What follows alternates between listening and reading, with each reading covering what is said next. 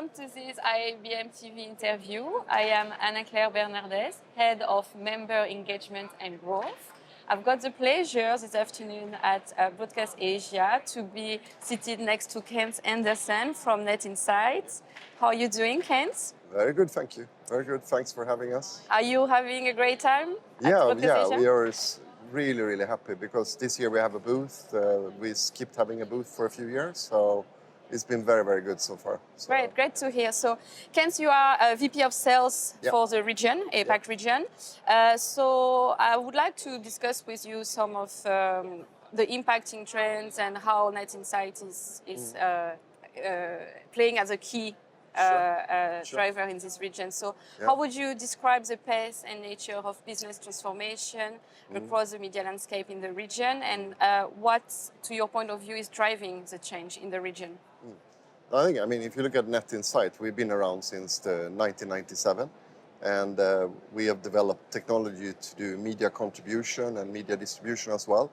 I mean, in today's market where we have a very, I would say, a broad product portfolio that sort of meets the demands of the different markets.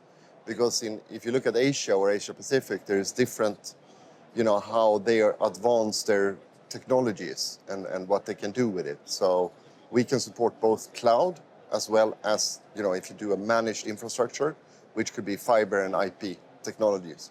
So we have a very flexible and dynamic product portfolio for that can sort of mix all of those different requirements and make it for live sports specifically, which is our core business.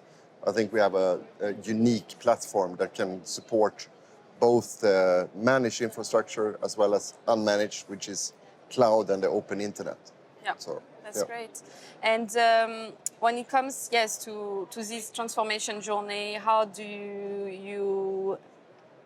are you helping customers rethink their workflows as well as their infrastructure or delivery? Yeah, especially now with the but when more and more things are moving over to IP, this is obviously something that has some really specific requirements when it comes to media, because you need to make sure that you have the latency, the quality needs to be covered, and you need to make sure that there is no way to penetrate or that someone goes in and steal the content. So this is something that we have been developing since day one.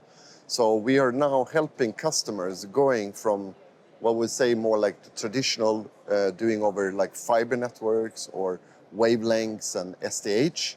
They can now use the same hardware and technology and the software to move towards IP. And not only to IP, they can also combine that with cloud. So we have an extremely hybrid solution that can definitely help them to transform their business in what they do today. And it's a future-proof technology that we deliver. So. Which takes me to my next question. So it's a good transition because, so obviously, technology is the best enabler when it comes to transformation. So you talk about the innovation that we are seeing hold in APAC, so around IP, clouds. There is as well remote production. So how is Net Insights adapting to all of this? I mean, we can take, if we go back, a few years and we look at what we did actually was during the Beijing Olympic, as an example, which was the first real big event for us as a company, where we connected 35 venues with the Net Insight technology, and that was fully remote production. So all the venues interconnected, all the feeds from all the venues, it's more than 1,500 cameras, was brought from all these venues into the International Broadcast Center. So every time they do an Olympics, they always build, an International Broadcast Center. So this was true remote production. And now we're talking all the way back to 2008. So we were already there doing that. But if you look now, what's happened, especially during COVID, a lot, because it's not that customer being reluctant from doing remote production, but it's been also that they want to be at the event. They want to have the outside broadcasting van. They want the people on ground. But during the COVID, they couldn't, right?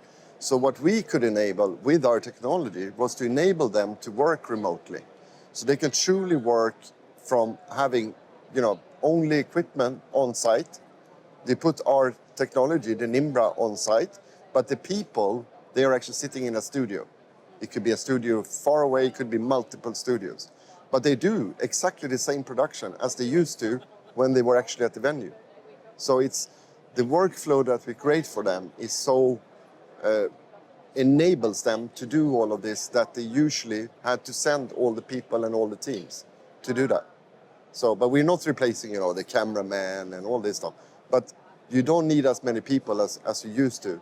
Yeah. And this was actually something, I think that it's horrible to talk about COVID like that, but it actually enabled that we could prove to customers that you can create a new workflow where you don't need all these people and manpower on site. So for us, it's been sort of a route to show them that remote production can truly work. And it could be in different ways. It could be a remote production that is using the IP, and it could be the cloud, and it could be a combination. So for some rights holders, the ones picking up the content, they take it from a cloud delivery. And some that really wants the highest quality, they take it from an IP network. So depending on, whatever the rights holder wish to have, we can deliver that. And that is our customer delivering that service. So, and we have, all the global media service providers and everything you see. I can say Formula One, you can bring Premier League, FIFA, all of this content is over the Net Insight technology. So this is what we do, and we are just paving the way to help them to create new workflows and make their life easier.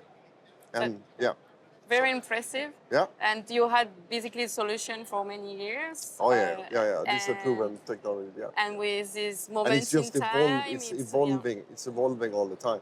Exactly. So and new standards are always, you go around in new encoding standards, new IP standards, and all this. We also support something called IP Media Trust Boundary, which is a SMPTE standard, RP2129 standard, which is really important when you do IP. Because when you do IP, you need to be very secure, and you need also, when you go over multiple IP networks, you could, when you're transporting from Singapore to Stockholm to London, you're on different wide area networks, right? And you need to be able to translate the IP addresses. So you can go from one ingest in Singapore to an egress in London, and then you need to do the translation of the IP addresses. So this is something we do as well, and this comes with the technology. So, and you can use cloud, and you can use the managed IP or unmanaged. So any combination. So this is the beauty with technology that we provide, and it's constantly evolving. So. And so to this point, as it's constantly evolving, how do you see the forthcoming future and the next phase of transformation? How it will look like for media tech companies in the region, in the APAC region, but as well, how is Net Insight going to position in itself in terms of supporting that evolution? Exactly. And if you look historically, I mean, you normally what the real money in the industry is for live sports, right? And then we talk about tier one, the real Premier League and all these big sports. And it's costly to do production, right? Especially when you used to send all the people there.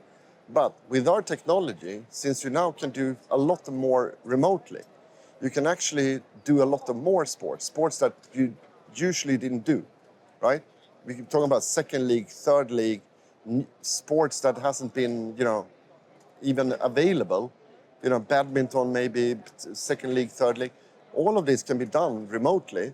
So that makes that it's possible for the rights owner to be able to sell the rights for their second or third tier type of sports. So, and it's not just sports as well.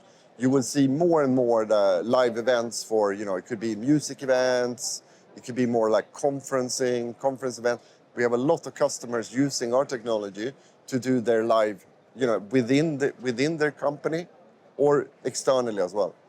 they want to make a really good production, multi-camera production, when they're doing live news or sharing something to the market, like the car manufacturers or this type of thing. They really utilize the high quality and they utilize the real low latency that we can deliver. And that's IP and cloud that you can do that. Yeah. So that's the enabler. Yeah. So, yeah. And to help in the end, then as a result, your end customers to be more diverse as well as more and creative in the type of content that they will. Exactly. And I think it's also that you see, like, I would say that the young generation, the new generation, the talents that do the TikTok and create content. I mean, they're coming into our market. So we see a lot of like the e-gaming and all these other verticals. These technologies are coming towards us. So they're utilizing our technology. And they're more open to do things remote, right? If you look at, I'm 50 plus, right? So, I mean, I'm used to be like, cable and, hardware and things like that. But the young generation, they don't, they're super happy if they can sit by their laptop and create a live broadcast, right?